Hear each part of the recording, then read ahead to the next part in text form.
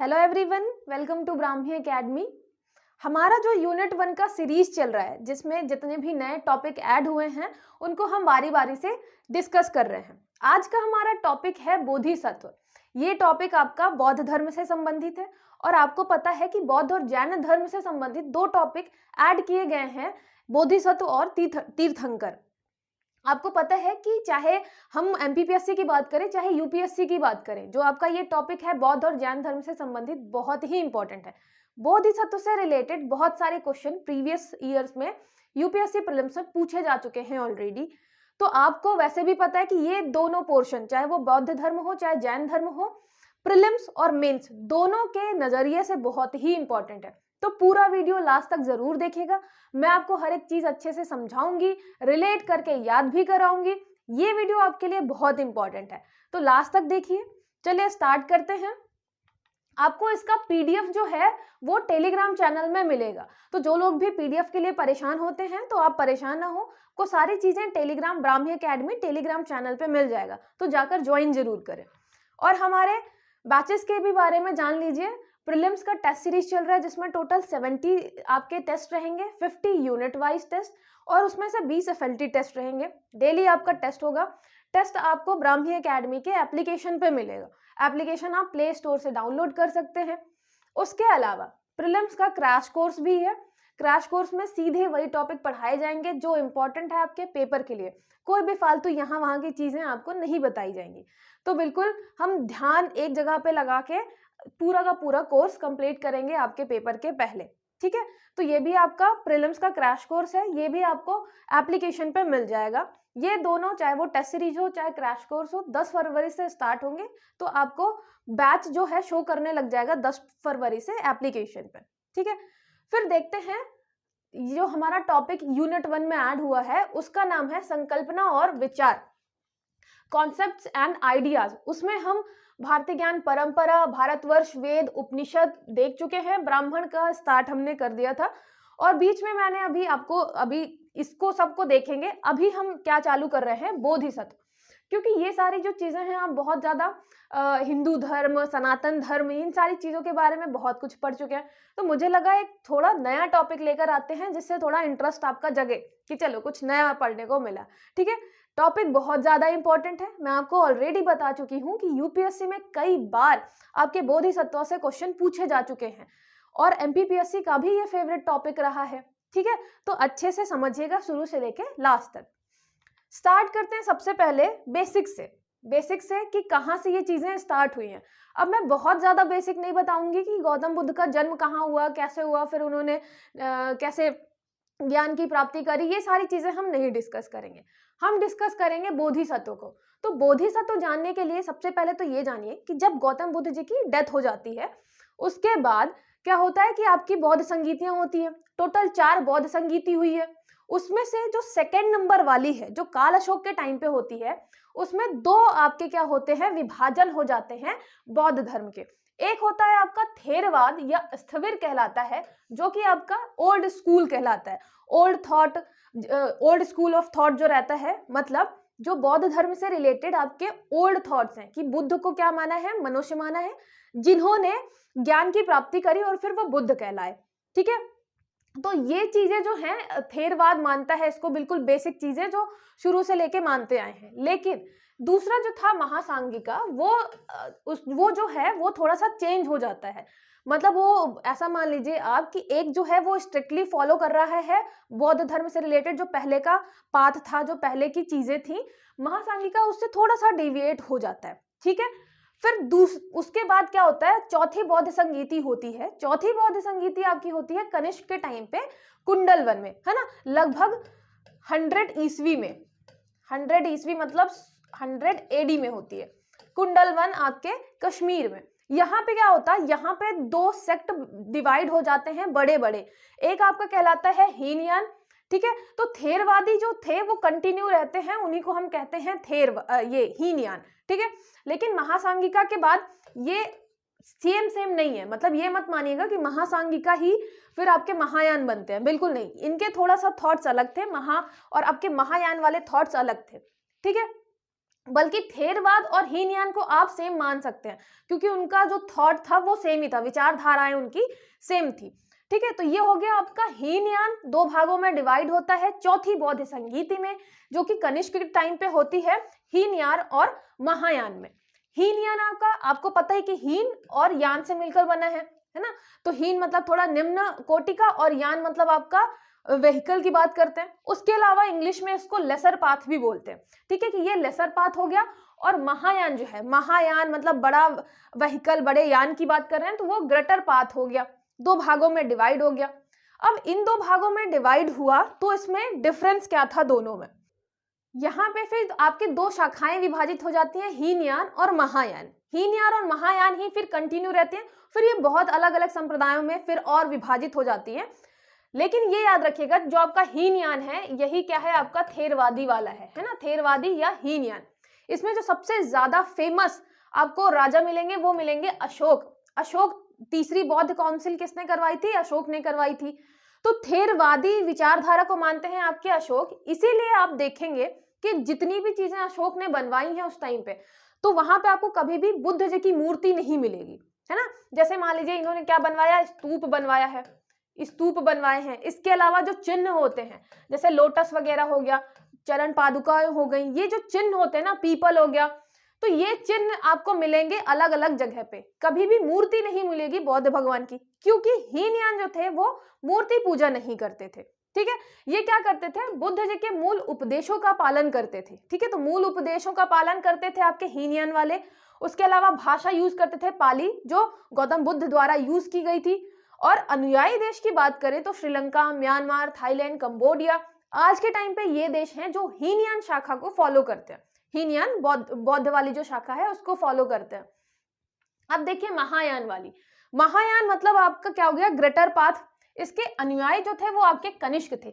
चौथी बौद्ध संगीति होती है, उसमें महायान शाखा को सपोर्ट करते हैं आपके कनिष्क। ये सुधारवादी प्रवृत्ति के थे, मतलब इनको क्या चेंजेस चाहिए थे, और क्या करते हैं, ये मूर्ति पूजा चालू करते हैं, बुद्ध को अवतार मानकर पूजा चालू करते हैं।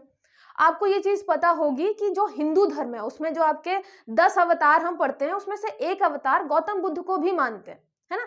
तो हिंदू धर्म ने क्या किया है, बुद्ध को अपने अवतारों में क्या किया, शामिल किया।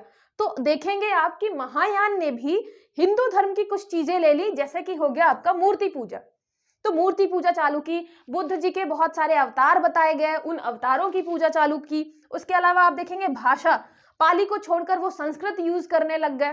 ठीक है, तो सेम जो हिंदू ने मतलब सपोर्ट किया कि ठीक है, मतलब हमारे जो 10 अवतार है उनमें से एक बुद्ध भी हैं, तो महायान शाखा ने भी बहुत सारी चीजें अडॉप्ट कर ली हिंदू धर्म से।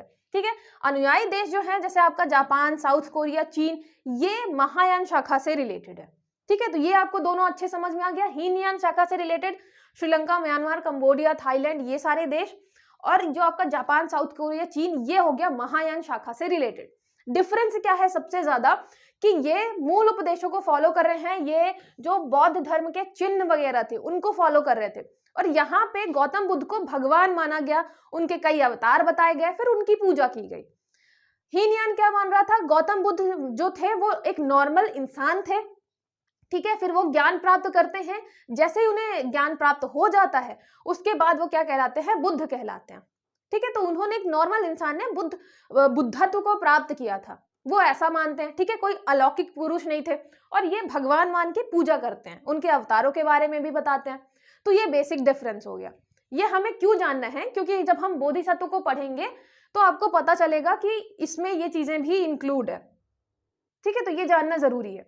और यहाँ पे जब हम अशोक की बात करते हैं तो एक चीज और आपको याद रखनी है कि जो ये आपका अशोक था, जो कि बहुत क्रूर था, सत्ता का लोभी था, इसको महान अशोक बनाने का काम हमारे मध्य प्रदेश का है।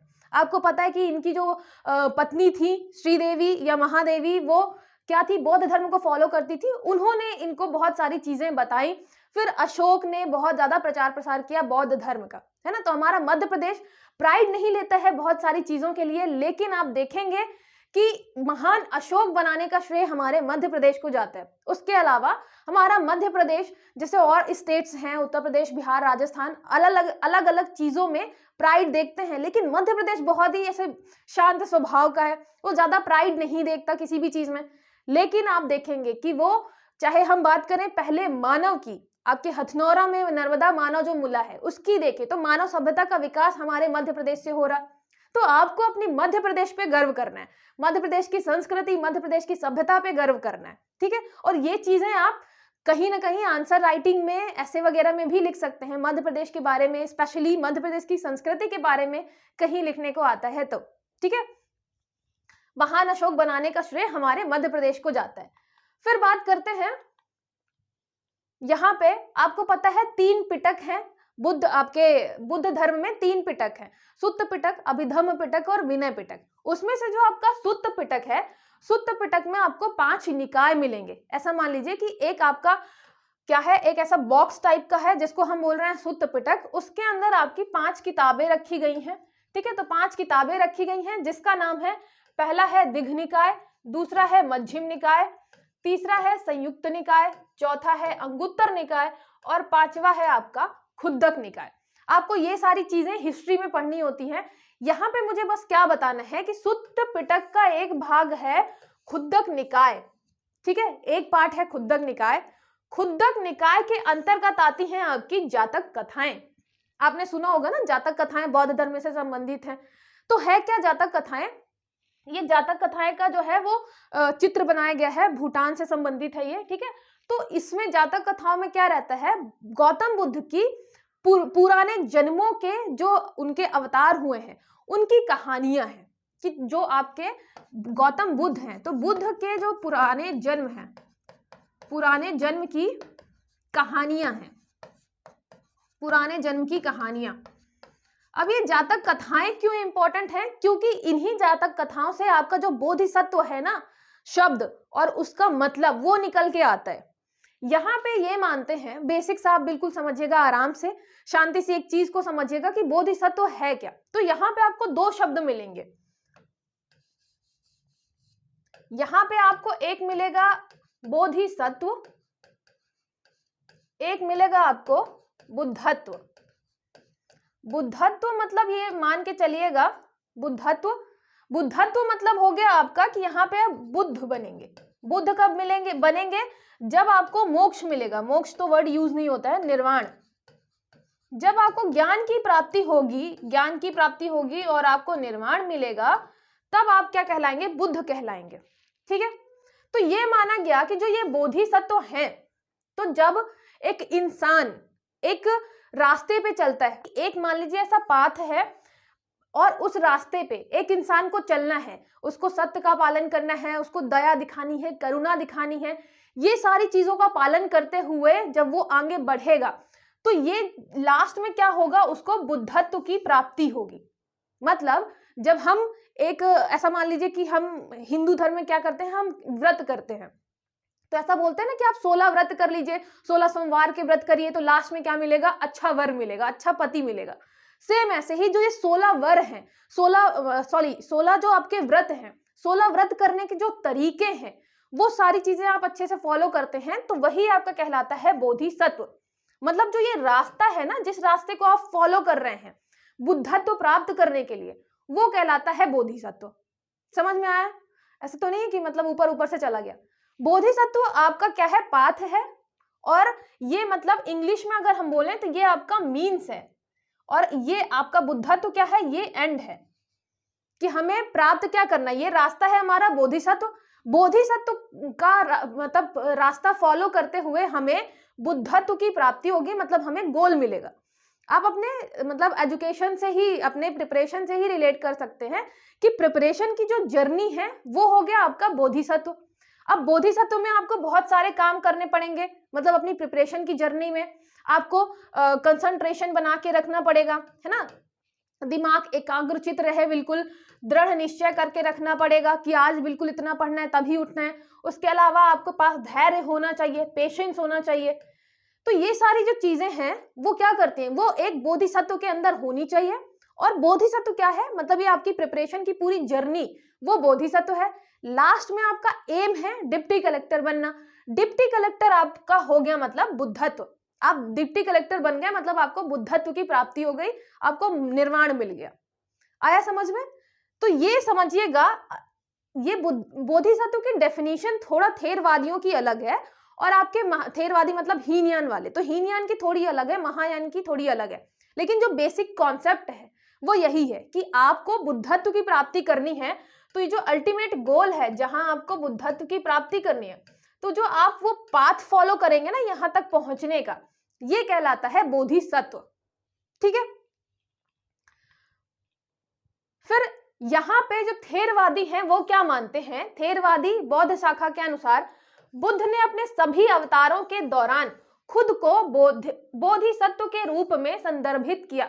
मतलब जब वो अलग अलग अवतारों में थे तो वो बोधिसत्व का पालन कर रहे थे, बोधिसत्व के रूप में संदर्भित किया। पूर्ण ज्ञान प्राप्त करने के बाद ही उन्हें खुद को बुद्ध रूप में घोषित किया। मतलब जब तक पुराने, ऐसा माना जाता है कि जितने पुराने अवतार थे उसमें वो बोधिसत्व को फॉलो कर रहे थे, लेकिन उनको पूर्ण ज्ञान नहीं मिला था, इसलिए वो बुद्ध नहीं बन पाए थे।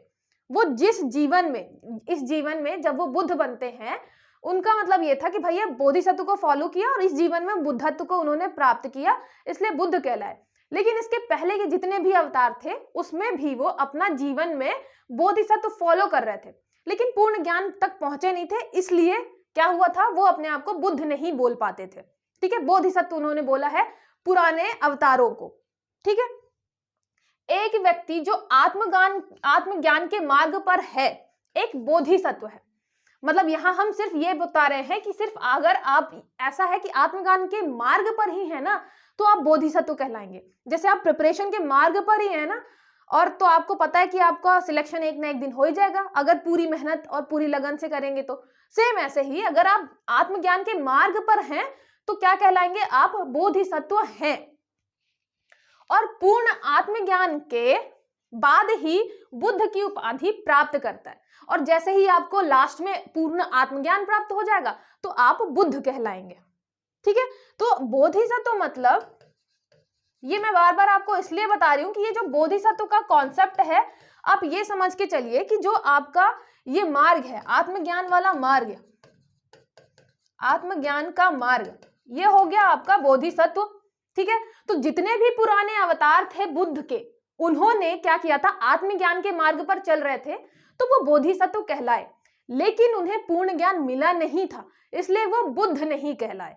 और इस जन्म में वो आत्मज्ञान के मार्ग पर चलते हुए उन्होंने बुद्धत्व की प्राप्ति करी, तो फिर वो क्या कहलाए, वो बुद्ध कहलाए।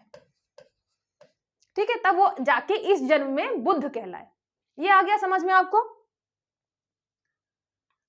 यहाँ पे महायान शाखा का क्या है, महायान शाखा के अनुसार ये होता है कि कोई भी व्यक्ति, यहाँ पे हम बात कर रहे हैं किसी भी व्यक्ति की, वहां पे बुद्ध की बात करी थेरवादों ने, थेरवादी जो शाखा है, महायान शाखा बोलती है कोई भी व्यक्ति जो आत्मज्ञान और बुद्धत्व प्राप्त करने का इरादा रखता है, उस मार्ग में चलता है, तो वह व्यक्ति जो कुछ महान गुणों का प्रदर्शन करता है और ज्ञान प्राप्त करने के लिए बुद्ध द्वारा दिखाए गए मार्ग पर चलता है, वो बोधिसत्व कहलाता है, बोधिसत्व कहलाता है। अब आप यहाँ पे ये मत सोचिएगा कि यहाँ पे जैसे ये परमिता, पारमिता या परमिता क्या लिखा हुआ है, ये हम बाद में डिस्कस करेंगे। बेसिक चीज आपको समझ में आई। महायान बोल रहे हैं कि भाई कोई भी व्यक्ति है, अगर वो आत्मज्ञान करने के इरादे से आगे बढ़ता है, उसके लिए कुछ गुण डिसाइड किए गए हैं, उन गुणों को फॉलो करता है, उसके अलावा ज्ञान प्राप्त करने के लिए बुद्ध द्वारा दिखाए गए मार्ग पर चलता है, तो वो बोधिसत्व कहलाएगा। और जैसे ही वो ज्ञान प्राप्त कर लेगा, लास्ट में पूर्ण ज्ञान प्राप्त कर लेगा, तो फिर वो बुद्ध कहलाएगा। ठीक है, तो कोई भी कहला सकता है। महायान वाले में एक कॉन्सेप्ट ये आया कि भाई जो आपके बोधिसत्व होते हैं, जो आपके बोधिसत्व हैं, उन्हें मतलब पूर्ण ज्ञान प्राप्त हो चुका है, उन्हें पूर्ण ज्ञान प्राप्त हो चुका है। अब वो क्या है, निर्वाण ले सकते हैं, मतलब जैसे ही वो निर्वाण एक्सेप्ट करेंगे वो चले जाएंगे इस दुनिया से, तो उन्हें पूर्ण ज्ञान हो चुका है, लेकिन उन्होंने निर्वाण एक्सेप्ट अभी नहीं किया है। तो निर्वाण जो है वो अभी एक्सेप्ट नहीं किया है। क्यों नहीं किया है?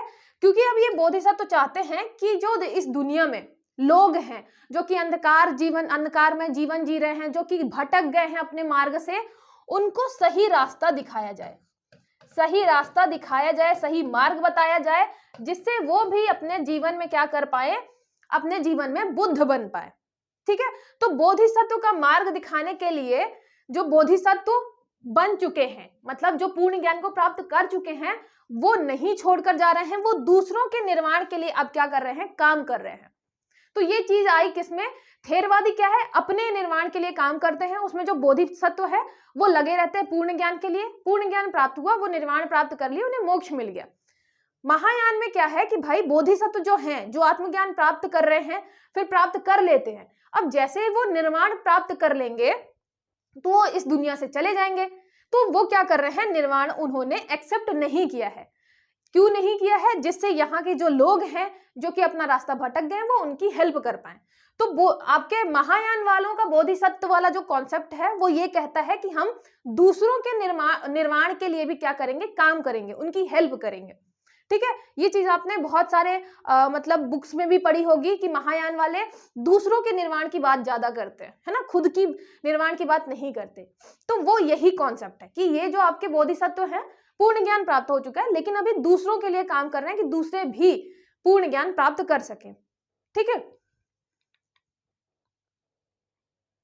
फिर यहाँ पे जो जातक कथाएं हैं, अब यहाँ पे जातक कथाओं वाले में से ये याद रखिएगा कि बुद्ध की जो पूर्व जन्म वाली कहानियां हैं उससे रिलेटेड है, बहुत सारी कहानियां, 600 प्लस कहानियां हैं, उसमें से भी एक कहानी ऐसी है जो फेमस है, और एक आपका जो कॉन्सेप्ट है मध्यम मार्ग वाला कॉन्सेप्ट, आपने ये पढ़ा ही होगा, मध्यम मार्ग, मिडिल पाथ। तो ये मध्यम मार्ग वाला जो कॉन्सेप्ट है वो यहीं से आता है, आपकी जातक कथाओं से ही आता है। ये मैं क्यों बता रही हूँ, क्योंकि आपको ये जानना बहुत जरूरी है कि हमारे मतलब बौद्ध धर्म से अगर हम चीजें पढ़ते हैं तो उसके पीछे का दर्शन और फिलॉसफी जानना भी जरूरी है। अब मध्यम मार्ग में क्या बोलते हैं, मतलब वही गौतम बुद्ध थे, उन्होंने बोला, सोचा कि अब ज्ञान प्राप्ति नहीं हो रही तो हम अन्न जल त्याग करते हैं, तब शायद प्राप्ति हो जाए। तो एक इंसान ने फिर उन्हें बताया कि जैसे हम कोई भी म्यूजिक इंस्ट्रूमेंट है, गिटार की बात कर ले, तो गिटार में जो तार लगी होती हैं, तो अगर आप उसको थोड़ा ढीला छोड़ दोगे तो उसमें सुर नहीं लगेगा कोई सा भी, अगर बहुत तेज खींच दोगे तो वो तार टूट जाएगी। मतलब एक परफेक्शन होना चाहिए उस तार में कि उतनी ही टाइट हो, ना ज्यादा ढीली और ना ही ज्यादा टाइट। सेम ऐसे ही लाइफ में भी एक मध्यम मार्ग होना चाहिए, आप मध्यम मार्ग फॉलो करिए तो आपको ज्ञान की प्राप्ति होगी। और फिर गौतम बुद्ध वही करते हैं, और फिर वो उपदेश इस चीज का देते हैं, मध्यम मार्ग का। सेम ये सारी चीजें आपके प्रिपरेशन में भी फॉलो होती हैं कि आप एक दिन में मतलब 10-10 12 घंटे लगातार पढ़ रहे हैं बिना रेस्ट लिए हुए, तो आपकी बॉडी जो है एक दिन में एग्जॉस्ट हो रही है, फिर 2-3 दिन आपको छुट्टी मारनी पड़ रही है क्योंकि बॉडी ही सपोर्ट नहीं कर रही इतना ज्यादा पढ़ने के लिए, है ना, दिमाग काम नहीं कर रहा। तो मध्यम मार्ग फॉलो करना है, थोड़ा थोड़ा करते हुए आगे बढ़ते जाना है। ठीक है, तो मध्यम मार्ग ही बनिए। तो जातक कथाएं जो है हमें बहुत सारी चीजें सिखाती हैं, नीति शिक्षा देती हैं, साथ ही साथ ये भी बताती हैं कि हमें लाइफ में कैसे आगे बढ़ना चाहिए। एक और चीज है, आपको पता है कि गौतम बुद्ध के जो पुत्र का नाम था, उनका नाम था राहुल। गौतम बुद्ध के पुत्र का नाम था राहुल। राहुल मतलब बांधने वाला, है ना। तो गौतम बुद्ध ने राहुल ही नाम क्यों रखा, क्योंकि ये जो था वो बांधने वाला था, उनको बांधने वाला, मोह में बांधने वाला। तो ऐसे ही कोई सिद्धार्थ आपका गौतम बुद्ध नहीं बन जाता, है ना, उसके लिए बहुत ज्यादा त्याग चाहिए, उसके लिए बहुत ज्यादा मतलब डिटर्मिनेशन चाहिए, दृढ़ निश्चय जो होता है ना, वो सारी चीजें चाहिए, धैर्य चाहिए। तो बोधिसत्व में जब ये सारी चीजें फॉलो आप करेंगे तो लास्ट में आपको जाके बुद्धत्व की प्राप्ति होगी। ठीक है, तो ये थे हमारे गौतम बुद्ध। फिर यहाँ पे हम फॉलो करते हैं बोधिसत्व के 4 गुण। ये गुण मुझे नहीं लगता कि आएंगे, बस ये आपकी जानकारी के लिए है कि यहाँ पे कौन कौन से गुण होने चाहिए। जैसे मैत्री का गुण, सभी प्राणियों के प्रति दया और सद्भावना की भावना, हमें सबसे मैत्री करके चलनी है। अब बोधिसत्व मतलब आप एक रास्ता, आत्मज्ञान का मार्ग फॉलो कर रहे हैं ना, तो उस मार्ग में आपके अंदर ये गुण होने चाहिए। फिर करुणा, अपने प्रति दया हो, दूसरों के कष्टों को अपना समझना, जो हम सिंपैथी की बात करते हैं, वो सारी चीजें होनी चाहिए एक बोधिसत्व के अंदर। मुदिता, सहानुभूतिपूर्ण आनंद और खुशी, आप दूसरों के आनंद में आनंद लें, दूसरों की खुशी में खुश हों। उपेक्षा, अनासक्ति, मतलब यहाँ पे आपको किसी को कम नहीं आंकना है, किसी के साथ डिस्क्रिमिनेशन वाला व्यवहार नहीं करना है। तो ये सारी चीजें जो हैं एक बोधिसत्व के अंदर ये गुण होने चाहिए। ठीक है, फिर बात करते हैं मेन मुद्दे की कि आपके क्वेश्चन कहाँ से बनेंगे और यूपीएससी में क्वेश्चन पूछे कहाँ से जा रहे हैं। ये हैं आपके कुछ बोधिसत्व, मतलब जितने भी आपने पढ़े बुद्ध जी के अवतार, पुराने जन्म में वो जो भी उन्होंने काम किए हैं, तो वो जो काम कर रहे थे वो आपके बोधिसत्व कहलाए, है ना, क्योंकि वो इन गुणों को फॉलो कर रहे थे, आत्मज्ञान के मार्ग पर चल रहे थे, इसलिए बोधिसत्व कहलाए। तो उनके बहुत सारे नाम मिलते हैं, जैसे कि आपका हो गया अवलोकितेश्वर। अवलोकितेश्वर क्या है? आपके एक बोधिसत्व है, ये करुणा का बोधिसत्व है। ये करुणा का बोधिसत्व है, मतलब करुणा बोधिसत्व, आप समझ गए हम किसकी बात कर रहे हैं? आत्मज्ञान का मार्ग की बात कर रहे हैं, ठीक है। तो यहाँ पे आपको जितने भी नाम मिलेंगे, अगर आप चाहें तो हिंदू धर्म से रिलेट कर सकते हैं कि हमारे गौतम बुद्ध जो हैं, हमारे गौतम बुद्ध, इसको ऊपर लिख दूं मैं, देखिए जो हमारे गौतम बुद्ध है, तो गौतम बुद्ध आप ऐसे रिलेट कर सकते हैं कि ये है हो गए हमारे रुद्र भगवान, शंकर जी, ठीक है। रुद्र भगवान मतलब सबसे बड़े भगवान, हम इनको आदि अनंत बोल रहे हैं, सबसे बड़े भगवान हमारे रुद्र हो गए। तो इसको रिलेट करेंगे अगर हम किससे, आज के टाइम पे बुद्ध से, गौतम बुद्ध से रिलेट कर दिया हमने इसको। लेकिन उसके अलावा जो आपके छोटे छोटे देव हैं, जैसे कि मान लीजिए हमने इंद्र भगवान की बात करी, हमने वरुण भगवान की बात करी, सूर्य भगवान की बात करी, तो जो ये आपके छोटे छोटे देव हैं जो कि एक अलग अलग चीज को रिप्रेजेंट करते हैं। सूर्य जो है वो शक्ति तेज को रिप्रेजेंट करते हैं, तो सूर्य भगवान की पूजा हम करते हैं कि हमें बहुत सारी ऊर्जा मिले। इंद्र भगवान की पूजा वर्षा वर्षा होती रहे, है ना। तो ये सारे जो हमारे अलग अलग देवता थे, सेम ऐसे ही बौद्ध धर्म में आपको अलग अलग क्या मिलेंगे? बोधिसत्व मिलेंगे। बोधिसत्व आप हटा दीजिए और हिंदू धर्म का देवता लगा दीजिए, मतलब अवलोकितेश्वर करुणा के देवता। आया समझ में? बिल्कुल मैं सिंपल तरीके से आपको बता रही हूँ, बिल्कुल इतने आसान तरीके से कि आपको बिल्कुल आराम से बिल्कुल समझ में आ जाए। तो हमारे अवलोकितेश्वर, अवलोकितेश्वर जो हमारे अवलोक है, अवलोकितेश्वर है, तो ये हो गया आपके अवलोक। अवलोक जो है करुणा के देवता हैं या करुणा के बोधिसत्व है, ठीक है। इनका अन्य नाम है पद्मपाणि, आपको पद्मपाणि भी बहुत जगह मिलेगा, ठीक है। तो पद्मपाणि, पद्मपाणि मतलब हाथ में कमल। तो ये देखिए, ये हमारी अजंता की फोटो है, अजंता गुफाएं हैं, वहां पे ये आपको फ्रेस्कोस मिलेगा, पेंटिंग मिलेगी। तो यहाँ पे आप देख रहे हैं ना, ये सफेद कलर का कमल ले रखा है, लोटस। अब आप देखिए कि हमारे यहाँ भगवान जो है वो कभी भी सफेद कमल में नहीं दिखाए जाते हैं, लेकिन यहाँ पे जो आपके अवलोकितेश्वर हैं उनको सफेद कमल में दिखाया गया है ना, हाथ में। तो इनका अन्य नाम मिलता है पद्मपाणि। अब देखिए इसमें भी दिखाया गया है, ये यहाँ पे। तो ये हो गए आपके पद्मपाणि या अवलोकितेश्वर। हमारे अवलोक में क्या है? एक पद्मपाणि जी हैं जो करुणा करते हैं, बहुत ज्यादा करुणा है उनके अंदर, तो करुणा के देवता हो गए अवलोकितेश्वर पद्मपाणि, ठीक है। चीन में इनको ग्वानिन बोलते हैं, ठीक है। तो ग्वानिन हो गया चीन में, ये सभी ध्वनियों का बोधक है।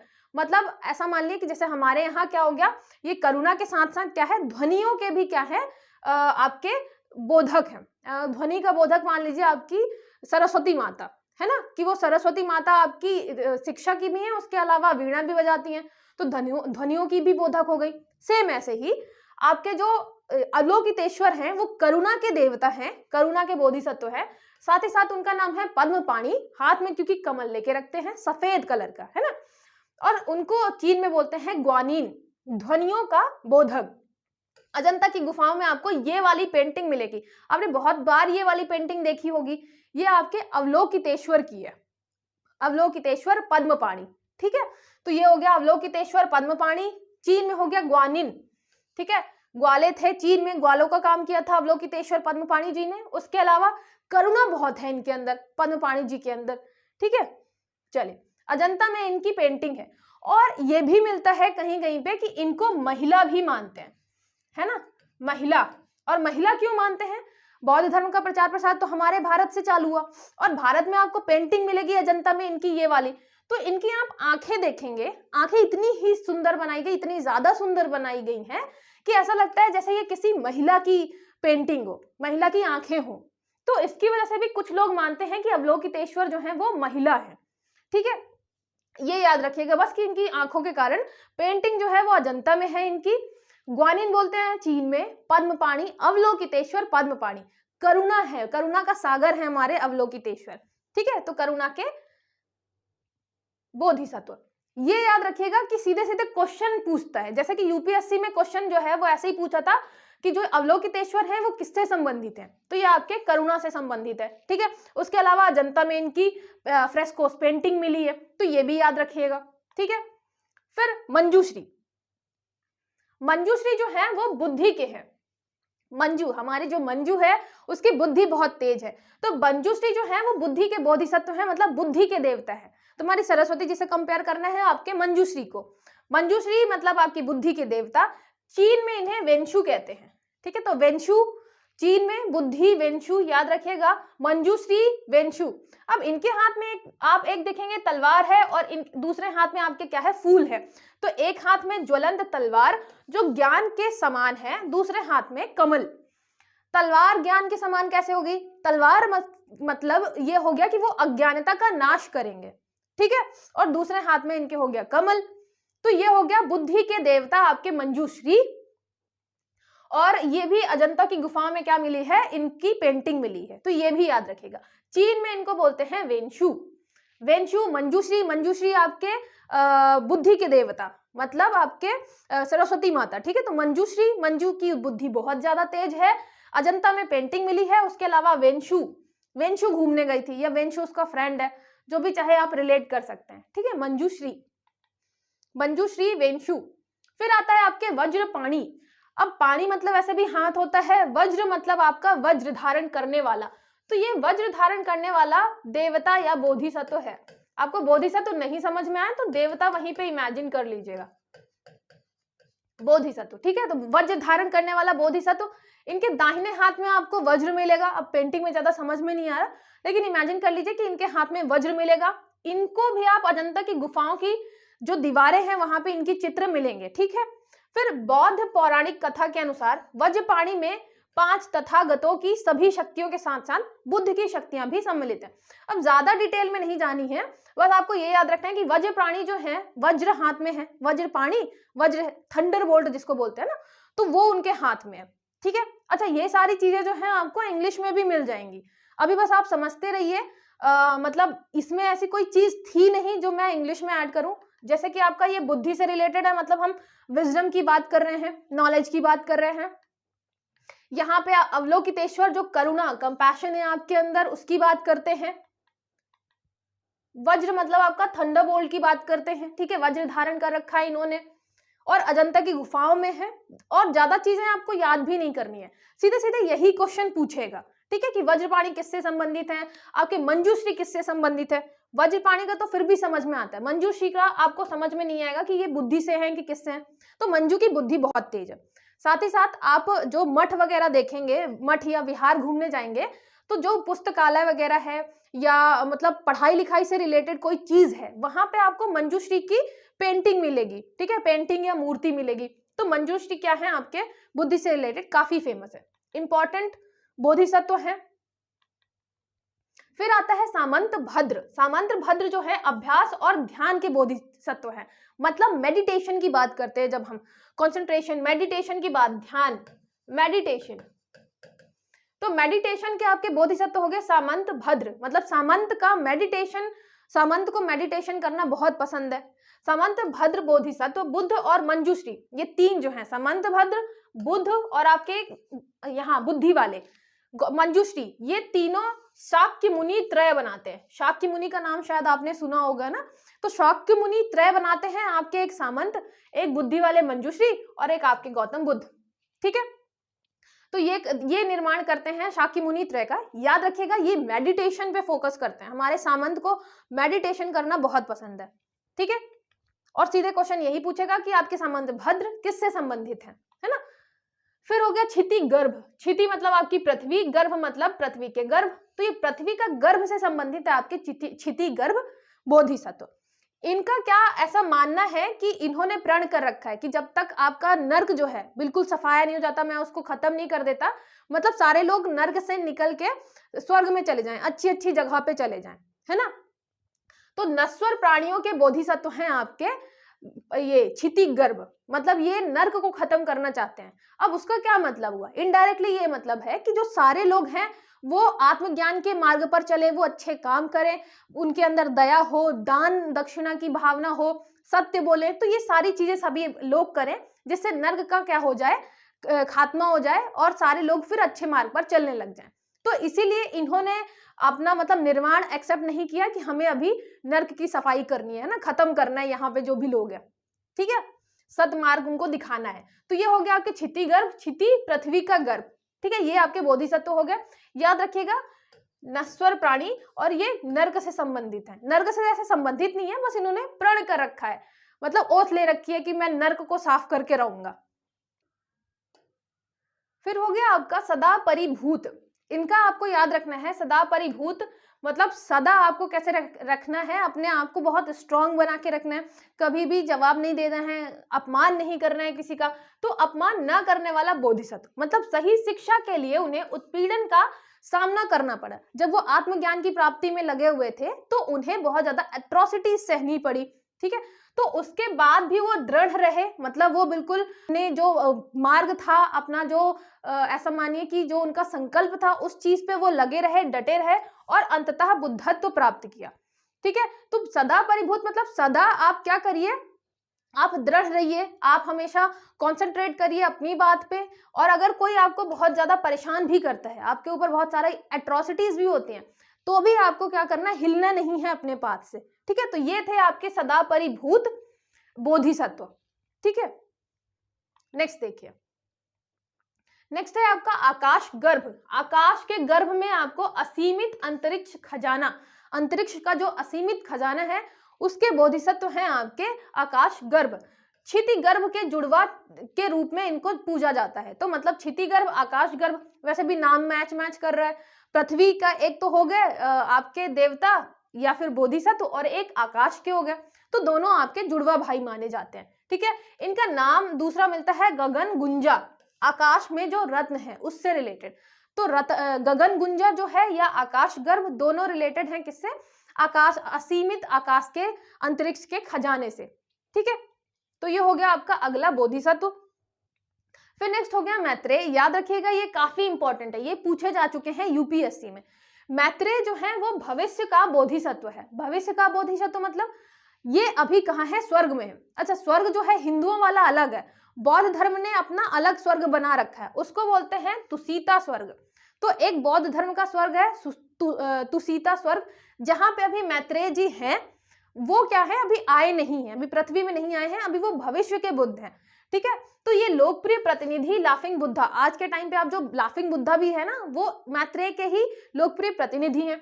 अधिकांश धर्म ग्रंथों में उन्हें गौतम बुद्ध का उत्तराधिकारी माना गया है। अब सीधी बात है, अभी तक आए नहीं है वो, लेकिन ये भी पता है कि बोधिसत्व है, भविष्य के बुद्धा हैं, तो बुद्ध जी के, गौतम बुद्ध के अगले उत्तराधिकारी माने जा रहे हैं मैत्रेय जी, ठीक है। तो ये भी याद रखिएगा, ये कौन है, भविष्य के बोधिसत्व है मैत्रेय। मैत्रेय को आप मतलब मैत्रेय को रिलेट करना है आपको भविष्य से, कि अब जैसे हमारे टाइम पे भी हम कहते हैं ना कि कलयुग, अभी कोई भी आप बहुत बुरी चीज देख लेंगे तो आपको लगेगा कलयुग चल रहा है, कलयुग चल रहा है, तो हम फिर आने वाली, जैसे मतलब हमारा जो विचार है, मनुष्य का जो थॉट है, वो बहुत आगे जाता है कि भाई इन सब चीजों को भी कोई ना कोई आके खत्म करेगा, एक अच्छा टाइम आएगा, है ना, राम राज्य टाइप का आएगा, तो ये सारी चीजें खत्म हो जाएंगी। तो इसलिए हम आगे की बात करते हैं, हम भविष्य की बात करते हैं। और सेम ऐसे ही बौद्ध धर्म ने भी क्योंकि अडॉप्ट की हैं बहुत सारी चीजें हिंदू धर्म से, इसलिए वो भी ये कॉन्सेप्ट लाता है कि भाई अभी के टाइम पे जो है जैसा है, लेकिन भविष्य में भी हमारे बुद्ध के उत्तराधिकारी आएंगे मैत्रेय नाथ, ठीक है। तो मैत्रेय नाथ आपके मैत्रेय हो गए भविष्य के, फ्यूचर के बोधिसत्व, ठीक है। ये हो गया आपके फ्यूचर बोधिसत्व। अभी ये आने बाकी हैं, आए नहीं है, ये अभी आने बाकी हैं, ठीक है। परमितास का अर्थ बिना किसी स्वार्थ के दूसरों के लिए अच्छे कार्य करना है। अब यहाँ पे एक शब्द मिलेगा आपको, परमितास। मैंने बताया था ना बीच में, बोधिसत्व जो होते हैं, जब बोधिसत्व के मार्ग पे चल रहे होते हैं तो उन्हें पारमितास का पालन करना होता है। तो पारमितास क्या है, पारमितास मतलब यहाँ पे अपने स्वार्थ को बिल्कुल ध्यान नहीं देना, बिना किसी स्वार्थ के दूसरों के लिए अच्छे काम करना। मतलब आप बोधिसत्व का जो मार्ग फॉलो कर रहे हैं उसमें आप दूसरों के लिए अच्छा काम करें। और सेम यही कॉन्सेप्ट आप हिंदू धर्म में भी देखेंगे कि हम बोलते हैं कि आप दूसरों के लिए अच्छा काम करो तो आपको स्वर्ग मिलेगा, है ना। तो सेम ऐसे ही बुद्ध धर्म में भी आप देख रहे हैं, बौद्ध धर्म में, कि पारमितास को फॉलो करना है बोधिसत्व के मार्ग पे। अच्छे मतलब आत्मज्ञान की प्राप्ति में भी आपको कैसे काम करना है, दूसरों के लिए अच्छे काम करना है। तो यहाँ पे प्रत्येक बोधिसत्व का यह कर्तव्य है कि वह बुद्ध बनने की यात्रा के दौरान अपने व्यवहार में पारमिता को शामिल करे। ठीक है, तो पारमिता मतलब अच्छे कर्म मतलब आप दूसरों के लिए अच्छे काम करिए, यही आपको करना है और बोधिसत्व का पालन करना है। ठीक है, पारमिता फिर यहाँ पे जैसे शील है, सदाचार, नैतिकता का पालन करना, निष्काम कर्म, सांसारिक सुखों और इच्छाओं का त्याग करना। तो ऐसे बहुत सारे आपको पारमिताज मिल जाएंगे जो कि बोधिसत्व को फॉलो करने होते हैं। और ये सारी चीजें नहीं आएंगी क्योंकि हमारा टॉपिक है बोधिसत्व, और आप देखेंगे कि बोधिसत्व से रिलेटेड क्वेश्चन यूपीएससी में आ चुके हैं। अब जैसे वो क्वेश्चन हम देख रहे हैं यूपीएससी में, सेम वैसे ही हम फॉलो करेंगे कि चांसेस हैं वैसे ही क्वेश्चन आपके एमपीपीएससी वाले भी पूछे। ठीक है, तो पूछता क्या है आपके ये जो है ना, जैसे मैत्रेय नाथ हो गए, अवलोकितेश्वर हो गए, पद्मपाणि, अवलोकितेश्वर, इनके बारे में पूछेगा। ज्यादा से ज्यादा ये पूछेगा कि जातक कथाओं में मतलब किससे रिलेटेड है आपकी जातक कथाएं, किस निकाय से रिलेटेड हैं, कौन से पिटक से रिलेटेड हैं, और अलग अलग जो आपके बोधिसत्व हैं वो किस चीज को रिप्रेजेंट कर रहे हैं। जैसे कि आपके मैत्रेय फ्यूचर को रिप्रेजेंट करते हैं, अवलोकितेश्वर आपके करुणा, कंपैशन को रिलेट करते हैं। तो मतलब ये सारी चीजें ही पूछेगा और ज्यादा से ज्यादा कुछ नहीं पूछेगा। ठीक है, तो ये सारी चीजें बस आप याद रखिएगा बोधिसत्व से रिलेटेड। अगर कोई आपको डाउट है तो आप मुझसे कॉल या मैसेज करके, जो अकेडमी का नंबर है उससे भी पूछ सकते हैं या कमेंट भी कर सकते हैं। उसके अलावा आपको ये पीडीएफ टेलीग्राम चैनल पे मिल जाएगा। ठीक है, चलिए मिलते हैं फिर नेक्स्ट वीडियो में।